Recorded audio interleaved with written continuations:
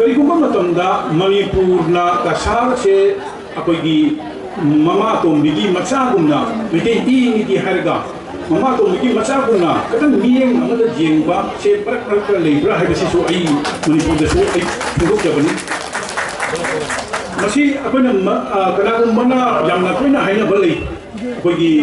कसारगा मिटे तारखिबसे चही त्रे खुंदाकदा मणिपुरदि चेलखिबदो अदुना ताखिबनी हाइना मदु जामथिना लानबा वफमनी अखोइना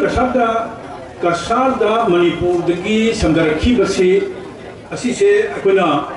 चुमनगी रेकॉर्ड ता फंगजबा लाइक कइदा फंगजबसे कनोनी अखोइगी इंग्लिशियम जंब्रीगा हुमुद्रागा मापनदगी होगा मसी निंगथौगी मचानुपी से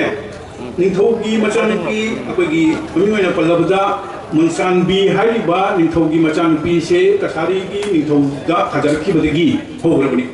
चही लिसिंग अमगा जंब्रीगा हुमुद्रागा मापनदगी होग्रबनी अदुगगी अखोइना लेरिसे अदुना मथंग मथंग लाखिबदगी अखोइना मथंगा अखोइगी कुरंगनोइना असामीस निंगथौदा मय पालखिबसे चही लिसिंग चाम तथेका हुंबुगा निपानदा पालखिबनी हाइरिबा कुरंगनोइना मय जुम पालकवा मतमसे मतंबुगा लुहोंग खोंगोंगा मतुंगा नुपी खक्ता थिनबसे तौनते चटनते मतंदुगा जुमना अलिपिदा तरम नाकुन अखोइगी नुपी हाइ अखोइगी निंगथौगी मचानुपी सिना चटखरगा निंगथौ कुनुंगा महारानी ओइरसु ओइद्रगसु माकना लेइबदा लोन फाउनदबा अमदि माकी मतारोय माकी मैतेगी साजत लिचर चक्चा फिजा पुनमक्तो मदु पुनमक्तो ओथोकपा हेक ngमोइदबनिना अदुगी तमक्ता निंगथौना जुमना तरम नाकुन गुमसे थारागा लेहली अदुना माकी मतारोय ओइना लेगेदो बुंगतनी अदुना मदुगुम्बा मतमदगी अखोइना जामना ngलिङै मतमदगी अखोइना आसाम लेबाकसिगा अखोइना नलाइतादना लाख्रबनी अदुगी मतुंगा मुकमु अखोइगी इंदु परबाना अखोइगी इंदु परबाना जुम पालखिबसी लिसिंग चनिपानगा अनिदा पालखिबनी कसारी निंगथौदा अदुना आइना हाइजनिंगिबो वफमदी अखोइगी अदुना मरम ओइरगा अखोइगी मरकता अवाना लंदारकबा नत्रगा तेखाउदगी चाइनाना लंदारकबा से अखोइगी चेनफम से मसी नुचुक थोंगमदा अखोइ चेली चेनबसिना अखोइ नुचुक थोंगा मरी लेनदब जादबदगी अखोइगी निंगथौगी मचा निंगथौगी सिंसिना मागी मचा निंगोन से कसारीगुम्बा नत्रगा असामीस गुम्बदा थाजरगा मरी अमखक याम फजबमा पुरकगा मागी चथोक चसिन जाबा तेंबांग लोब जाबा अदुगुम्बा अखोइगी साइदांफम लोब जाबा अदुगुम्बा पोषक अमखक मोइना जाकन्ना सागरअमनि मतमदुगा अदुना मसिगन लामिनिबा पोषक अमना करि तौकेदा चैतरे खुंजाकवा लाखरे अखोइगी इलिसिंग चनिपान कुनगा तरपम इलिसिंग चनिपान तरामा पंदगिना कुंतरपोक्से चहितरे खुंजाकना लेखरे मसिगा अखोइगी निंगथौमचा सिंगना कसारगी बराकंपा हाइना अखोइ खंगरिबा मफम सिंसिगा अखोइगी मार्जित चौरजित गंभीर सिंहोना अखोइ मखोइ अहुमसे मणिपुरदे लाखरगसु मखोइ अहुमसे पुनः लेतबसिगी मरम अमा निंगथौमचागी निंगतंबा पांबा अखोइगी इंडिपेंडेंटली लेइबा पांबगी वखलोन अमसु लेइबदुना मरम ओरगा अखोइगी मार्जितसिना अखोइगी हलाकंदीदा अदुगा चौरजितना अखोइगी सुनाई पाल हाइना लेइबा मफमसिगा अदुगा गंभीर सिंहना अखोइगी कनोदा अखोइगी बदरपुरदा सुमाइ तौना लेगिबदगी अदुमाइन तौना लेरे चही तरे से हेक लाखपा हौबदगिना हाना लेजरंबा कसारगी निंगमिति मचा मयामसिगा अखोइगी थांग मतमदुगा ब्रिटिशना थांग मिति से थांग तमजारमदे थांग बाइबे जारमदे अदुना अखोइना आई इसामक्सु अखोइना अंगांगयदा अखोइ नुंगांगदा थांग तमसे अखोइ चै पाइरगा लिचै पाइरगा तमी अदुना अयुं निंदबोगा तमनागमदे मधुना मरम ओइरगा अखोइगी यमजेक्सनना निंगथौमचा सिंसिना हाइबा बराकंपाक्सिगागी तंबिरकबा मागी अहिबा ओजासिंग मयामसिना मागी दे तमकपा सिंसे मसिगागी सुनतगी मणिपुर लेभी चंगा खक्तंग सेमगटलगा मणिपुरदा अवा आंथोकनियना चही तरे चुपना निंग मोय मखोइना पाना लेख्रबा अवादो अखोइगी हाइबा चंगा सिगा मणिपुरदा चिंया लोजिंग लोया दा तागना अखोइगी मेथि मचासिंग लोटना लेबा मयाम सिगा इबो खोंगनरगा अदुगा अवा आंथोकनियना अखोइना मसि तांथोकना अखोइ अदुगी मति मिति पुरेन नाना चलगा अखोइना तांथोउरे अदुगा मसि लाइबा क्वेश्चन दी हाइरिबा निंगथौमचा अहुमक्से लान तौबा चटखगा मणिपुरदा चटखगा अमुक हन्ना कसारसे माइ ओलखिदे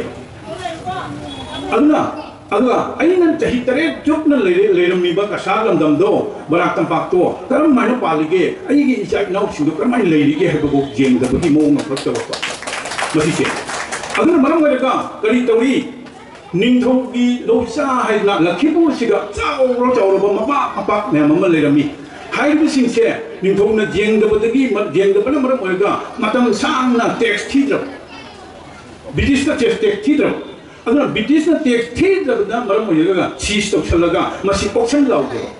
अदुगी ऑक्शन लाउगिबा लम सिंदो मसि लखिपुर की लबुक सिंसे अयम मना अबे पतालेन ओइदबनी अई सामगना लेरिबा जुंफम अई सामना चारिबा लोफम मसि से अबे पतालेन नतिय मसि निथौगी लेक्चादो अखोइगी पैसा पाइबा अखोइ साइडा लेरिबा बेंगोली सिंगना जमीदारी सिंगना लम से ऑक्शन लहौरगा मोइ ममिंग लेगिदो हदिबो दम लेगि अदुना निथौ सिंसिना जेंगिदबगी वाफम असिसे निगमदब मयामदो आई मणिपुर चलगा हे कुंगुक चबनी अदुना असिगी तुरेन सिगी असवाई मपा सिगी हेक लानबगा को निथेम पुखरी आइना लखिपुर बाजार मनाक लेरिसिया मसि मयामना दोंदा हाइना दला आपनेबा निथौगी खोंगी लामी मयामना तौहनबनी अदुना निथेम पुखी खोलिमी हाइना अदुबु निथेम पुखी सिगी डॉक्यूमेंट लेते अखोइना निथेम पुखी से अखोइना लौसन सि तौबदा डॉक्यूमेंट लेते करम चाहिदा तौरम मनसु अखोइ चपचाबी खंद्रे से चांग सम तलिदबनिना अखोइ पेन तौगिदे अदुना मदुगुमलबा पोषक मयाम अमा कसादा लई अइना ngasi अखोइ मणिपुरदगी लेंदिरैगी अखोइगी सकनाइरबी अखोइगी इचन बिंदादा आई मसि लीना तहनजलिंगबगी त अइ हाइजबनी म्याम नापीगनी ngasiga मरी थोइदोना लेनद्रगसु असिना मणिपुरनसु कसाबु जेंगबदा अखोइगी जामने इगी मरी ओइबा तमना नुसिबगी नकनबा मरी मखक नाम चेतपा मखक थंबम चंगी मरमदी अखोइगी कसादा लेरिबसिंदी मोनोरोमा की वथोक्ता मोनोरोमा की मिसी से अखोइना मतमदुगा अखोइगी कनोदा टीवीदा दूरदर्शनदा करिदा थोलको मतमदा कसागी इमा इबेंसिंग मसिंग थिंगमदना ममितिंग मपितार कपि मोनोरोमा मसक खमदरगसु कपि ngasi manipurda thingnaiba lan se lan gi aikoina siga photo thechari besini nadi lan gi masigi landa akoigi mai chai ba hali ba phibam aduguma maung mayam se ubuda kasar gi imai ben singa mapi che mi lising kaya mapi ta da kapi bani aduna maram oigani ngasi aikoina akoi kasar gi maina pai mayam club gi mayam sina Manipur मतें पांगबे अखोइना नुमई पाइना मतें पांगद्रगसु अखोइ physically चलगा मतें पांगद्रगसु अखोइगी पैसादा ओरगसु पोचैदा ओरगसु पांगदबनी हाइना असि moral support तौरिबनी अदुगी तमक्तनी अखोइना मयामगी मतें पिबिरबदुना मरम ओरगा अखोइना मणिपुर चलगा सिंजा लोया लोजिंग लोया दा तौरिबा अखोइगी बेंकार साबना लेरिबा मफम सिंगा अखोइना चलगा पोचैगा जेनबा ngamjaramido मदु अदुगिदो अखोइगी मदिगी हाइबा अखोइगी इगी मरी ओइबा नुसिबदो मदुगी तमक्तनी अखोइना चचरी बसी अदुना मसिगा कामम जम नुंगाइतबा वारी लेगेदा आई नाहनसु लिजा खरबनी अखोइगी हौगिबा अखोइगी खमेलोक्ता लेगिदबा मापनसिना हाइरिबा मापनसिगा जाउरिबा अखोइगी इचासिंगसे मखोइना हाइरपदगी अखोइगी कलेक्सिंगदा फोन तौना हाइरपदगी मखोइ जिंगदा अखोइ लांथिंगनबदा अखोइ सेंदन तोंगना चपसिदा फुदों चाते अदुना मसि अखोइगी दमक्ता अखोइगी कनोसे हंटिंग बूथ खरा लेबिरा उ हाइबसे मसिगी फोन हेक फंगबन निमिसिगी नुंगदांसिगी मथंग निमिता अय अंगनबदा अखोइ अहुम चलगा सिलचर चलगा अखोइ लेजबनी अखोइना पिस हुमपुरम लेबनी अदु लेयगा अखोइसे अखोइ मदुगी लेबसिगी नोंगालगा अखोइसे जिरी तौरगा अखोइ गाड़ी थारने गाड़ी थागी बसिगी मथंग मितने अखोइने इम्फान चबसे अखोइने इम्फान चलगा नुमी हुमिरो मतुंगा इम्फानदा हजिगी हेंटिंग कोचे थुंगरगा अखोइने हांगोक्तना जेंगगा मासिगी हाइबसे अखोइने हांगोक्तना जेंगबसिगी नुमिसिगी नोंगालगा अखोइ खमेलौता पीबा चतोइनी इचासिंग सिगी मफम दुगा पी चतोइनी अदुगा अखोइने हैंडिंग बूथ बोरादगी हांगोक्पन नुमिसिगी नोंगांसिगनी मोइ मापन सिरिसे अखोइने पुजरिबा हैंडिंग बूथ हाइबे इचासिंग डिमांड तौरिबा इचासिंग उपनंग खिलबन अदुकी मति नुंगाइतबा होई अदुना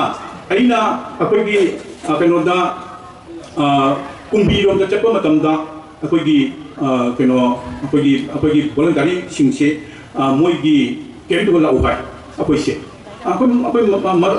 jamna moida jamna mathau taba pochei sing apoi na supi aduna mokoi amtang babung hoi amtang lembira u apoi taw yom chi cheng biwai adu lapi khara chingsu wangi haidu apoi kadre adu moi oina kauraga lapasiga moi ani nipa macha ani gakche aingonda thong paira kurami adu aina ngako noi aduna jade putchok na ba khatana jade leng kunaraga noida wahi amtang ai hajaningi haina ai leng kunaraga hai अखोना कसार लमदमदो असम की कसार लमदमदगी अखोना लाइसे मसीसे अखोना लन थुम मयाम पुरग लाप नते सुपनतगी अखोना खरा पुजरपदुना तोंगानबनी अखोना लाइबसिदी नोइगे Laing पुनरगा नोइदा अइगी थवाइगी ओइबा अइगी हचांगी ओइबा energy अइगी पंगनसे नखोदा पीगे इचा सिंगमा ओइना अदुगा नखोइना निंग हनबा जाते नखोइना मणिपुर नाकदबनी मणिपुर की Mitcham प्रजा इमा इंदोन इचा मयाम अमा अहिंगा तंगु लेकाना तुममी बसे मसी नोइ लेबदगिनी अदुना नोइ की नपुत मणिपुर लई हाइबसिगा माखोइन ममजे मपि तारगा केनो तवे पाहुं अरिंग वाबिनु अइकोइ नसा अइकोइ दा बोरपिना बिरमु अइकोइना लान ngमगनी अइकोइना सोइदा ngमनी अखोई थौना मधुगी हाबिरमु हाइबदो मधु ताबदा अखोई अइसु मितगी पी ताबिरो खंगौदे अदुगुमलबा नुक्सिनुक्सिबा पोसक यामसे मसी करिगिदमतुनो अखोई इगी मरी ओइरुबदगी अदुगी मिसिनबसे अखोइना मतम खुदिमक्ता कसार हजिक खरा अखोई चही मंगा अमा तरा अमसिगदी खरा खरा बुल्लाएने मणिपुरदगी मंत्री मंडल कसे हानदि अमत लाबि बोनते मंत्री इंद लाबि बोनते एमएलए इंद लाबि बोनते कसारसिगा यामना तांगना का लाखजानि अदुइदो मसी तौबीदना अखोइना मरी से खंगदबनी कसार अमसुंग मणिपुर हाइबसे जाम नक्नबा त्रिपुरा गसु जाम नक्नबा लेरी अदु कसारगदि अदुकेगी हेना यामना मदुगी अखोइगी हिस्टोरिकल ओइबा अखोइगी पोषक मयाम अमा हजिक अखोइगी मफम द लेरीबा अदुगुंबा काउ ngमलरोइदबा अदुगुंबा पोषक मयाम अम लेरीबसे मसीगी मरी फजाहनबा मचांगी अदुगा Manipur the लेरीबा Chenab सिंगना I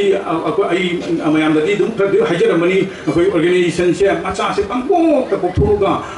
leadership उनबा अखोई तीनदबा मांग हेंधरनी मांग माई एक्टिविस्टना तौदे तौगदबनी असिगुंबसे थादोगा अखोई पुनमक चुमसनरगा अखोइना अखोई अपुनबगी लीचिंग पुरागा अखोई इरंदम कन्नब हाइबसे मसी लागदबनी अदुना कसा मणिपुरदा ngasi ayuk sitpan sito nungthinda kasarda phangi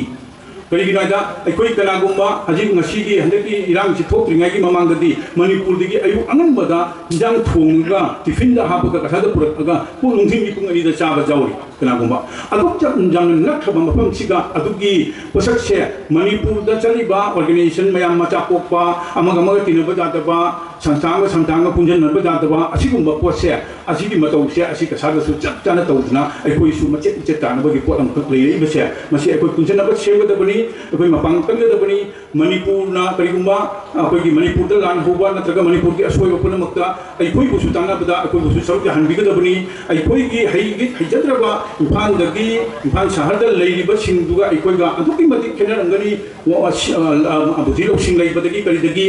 आरेगी सेंथुम पाइबसु आगने हेलिबनी अदुमकु अखोइ इमा लेबाक्ति तमक्ता कन्ननबई तमक्ता अखोइना तौबा जाबा करि लेगे हाइबा मतंगा मतंगी ओइना अखोइसु सरुक जानिंगी हाइबसिसु अखोइगी वाखंदा थावरे अखोइना जुमु लेबाक थिरिबदि जमु हंदक्ता मपान मणिपुरगी वांगदा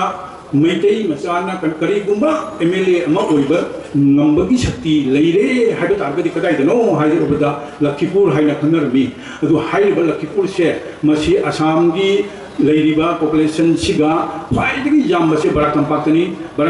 khwaidagi jami basina mu kasar gi khwaidagi jami ba mitei pungna tari basina Lakhipur ni haiba Lakhipur gi constituency da ekoi mitei manga taru MLA ka kajadna adi MP boda karnaka akoi gi adu maina tongna akoi lak ekoi gi heisinga wat padagira नत्र सेंथुम पाइदबदगिरा नत्रगा करिगुंबा अखोइगी policy programme दा मीटोप न हेना कुमांग चौसन बदगिरा हाइबमा लाखना लाख लेरमदो अदुसु अमुकमु अखोइगी पुंसी चुप पसिगे वइना Sunga कारोइदबा पसामा हंदमु थोखरे अखोइगी dealing आसामगी delimitation दा मणिपुरी ख्वाइदगी मचे तहंगी बसे लखीपुर हाइबल लमदमसिनी लखीपुर दा हजिक लाकदबा election सिंगा जिला परिषद काबगी आसाव तखोइ लेत्रे ꯑꯗꯨꯗꯤ ꯑꯩꯈꯣꯏꯒꯤ ꯄ꯭ꯔꯙꯥꯟꯒꯨꯝꯕ ꯀꯔꯤꯒꯨꯝꯕꯗꯤ ꯁꯨꯡꯀꯥ ꯀꯥꯔꯣꯏꯗ꯭ꯔꯥ ꯍꯥꯏꯕꯐꯥꯎꯗ ꯑꯩꯈꯣꯏ ꯆꯤꯡꯅꯕ ꯂꯩꯔꯦ ꯑꯗꯨꯅ ꯑꯩꯈꯣꯏꯁꯦ ꯃꯩꯇꯩ ꯍꯥꯏꯕꯁꯦ ꯑꯩꯈꯣꯏꯒꯤ ꯃꯥꯡꯗꯁꯨ ꯂꯥꯡ ꯇꯨꯡꯗꯁꯨ ꯇꯦꯟ ꯍꯥꯏꯕꯗꯣ ꯃꯗꯨ ꯑꯣꯏꯔꯤꯕꯁꯦ ꯀꯔꯤꯒꯤꯗꯃꯛꯇꯅꯣ ꯍꯥꯏꯕꯁꯦ ꯑꯩꯈꯣꯏꯗ ꯃꯤꯇꯣꯞꯁꯤꯡꯅ ꯑꯩꯈꯣꯏꯕꯨ ꯀꯔꯛ ꯌꯦꯡꯁꯤꯜꯂꯤꯕ ꯅꯨꯡꯁꯤꯜꯂꯤꯕꯁꯦ ꯃꯁꯤ ꯀꯔꯤꯒꯤꯅꯣ ꯍꯥꯏꯕꯁꯤꯁꯨ ꯑꯩꯈꯣꯏ ꯃꯁꯦꯟ ꯆꯨꯡꯁꯤꯟꯅꯔꯒ ꯌꯥꯝꯅ ꯀꯨꯞꯅ ꯈꯟꯅ ꯅꯩꯅꯗꯨꯅ ꯑꯩꯈꯣꯏꯒꯤ ꯑꯔꯥꯟꯕꯅ ꯀꯔꯤꯅꯣ ꯑꯆꯨꯝꯕꯅ ꯀꯔꯤꯅꯣ ꯑꯩꯈꯣꯏ ꯆꯨꯝꯊꯣꯛꯄ ꯌꯥꯕꯅ ꯀꯔꯤ ꯂꯩꯒꯦ ꯍꯥꯏꯕꯁꯦ ꯑꯈꯪ ꯑꯍꯩ ꯃꯌꯥꯝꯒꯤ ꯃꯃꯥꯡꯗ ꯇꯥꯟꯅꯔꯒ ꯑꯩꯈꯣꯏ ꯈꯟꯖꯃꯤꯟꯅꯕ ꯃꯇꯝ ꯑꯣꯏꯔꯦ ꯍꯥꯏꯕꯒꯤ ꯍꯥꯏꯕ ꯋꯥꯈꯜ ꯈꯟꯕꯤꯔꯒ ꯑꯗꯨ ꯑꯩꯈꯣꯏ ꯁꯤꯡꯖ ꯂꯥꯡꯖꯔꯤꯕ ꯑꯩꯈꯣꯏꯒꯤ ꯃꯥꯏꯀꯩꯗ ꯑꯋꯥꯠꯄ ꯂꯩꯕ ꯈꯨꯗꯤꯡꯃꯛ ꯉꯥꯛꯄꯤꯒꯅꯤ ꯍꯥꯏꯕ ꯋꯥꯍꯩ ꯈꯔꯁꯦ ꯊꯝꯖꯔꯒ ꯃꯇꯥꯡ ꯑꯁꯤꯗ ꯇꯦꯟꯁꯤꯟꯖꯔꯤ